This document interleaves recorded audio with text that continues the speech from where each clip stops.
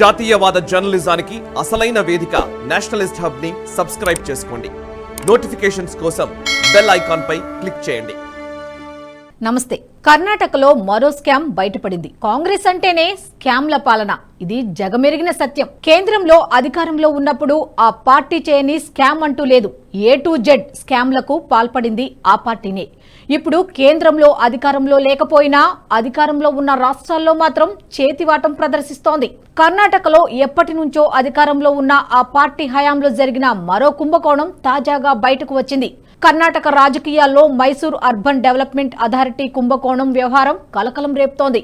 ఇందులో ముఖ్యమంత్రి సిద్ధరామయ్య, ఆయన సతీమణి పార్వతితో పాటు మరో ఇద్దరి ప్రమేయం ఉందంటూ విజయనగర పోలీసులకు ఫిర్యాదు అందింది. సిద్ధరామయ్య, పార్వతి, ముడా అధికారులు అక్రమాలకు పాల్పడ్డారని సామాజిక కార్యకర్త స్నేహమయి కృష్ణ ఫిర్యాదు చేశారు. అయితే పోలీసులు ఆయన ఫిర్యాదును స్వీకరించలేదు. ఇప్పటికే ముడాలో అక్రమాల ఆరోపణలపై దర్యాప్తు కొనసాగుతోందని తెలిపారు. పార్వతికి ఆమె సోదరుడు 1998లో ఇచ్చిన భూమికి నష్టపరిహారం లభించిందని ముఖ్యమంత్రి చెబుతుండగా ఆ భూమిని మల్లికార్జున 2004లో కొనుగోలు చేసి 2010లో పార్వతికి బహుమతిగా ఇచ్చారని స్నేహమయ్య కృష్ణ చెబుతున్నారు. ఈ భూమి అప్పటికే డీనోటిఫై చేసిన వ్యవసాయ భూమిగా తప్పుగా చూపారని ఆరోపించారు. ఆ తర్వాత ఆ భూమిని ముడా సేకరించిందని, అందుకు పరిహారంగా 2021లో దక్షిణ మైసూర్లో అత్యంత ఖరీదైన 38,283 చదరపు గజాల స్థలాన్ని పార్వతి పొందారని తెలిపారు. అయితే ప్రభుత్వం, రెవెన్యూ అధికారుల సహాయంతో ఫోర్జరీ పత్రాలతో మల్లికార్జున ఆ స్థలాన్ని రిజిస్ట్రేషన్ చేయించారని స్నేహమయ్య కృష్ణ ఆరోపించారు. 1998లోనే ఆ భూమి కొనుగోలు చేసినట్టుగా చూపి 2014లో సిద్ధరామయ్య ముఖ్యమంత్రిగా ఉన్న సమయంలో పార్వతి లబ్ధి పొందారని తీవ్ర విమర్శలు చేశారు. కాగా ముడాలో అక్రమాలు జరిగాయని, ముఖ్యమంత్రి సతీమణి పార్వతి భూ కేటాయింపు ద్వారా అనుచిత లబ్ధి పొందారని ఇప్పటికే బీజేపీ నేతలు ఆరోపిస్తున్నారు. ముడా లేఅవుట్ అభివృద్ధికి సేకరించిన భూమికి పరిహారంగా ప్రస్తుత ముఖ్యమంత్రి సతీమణి సహా పలువురు ప్రముఖులు మైసూర్లో ఖరీదైన భూములను పొందారనేది ప్రధాన ఆరోపణ.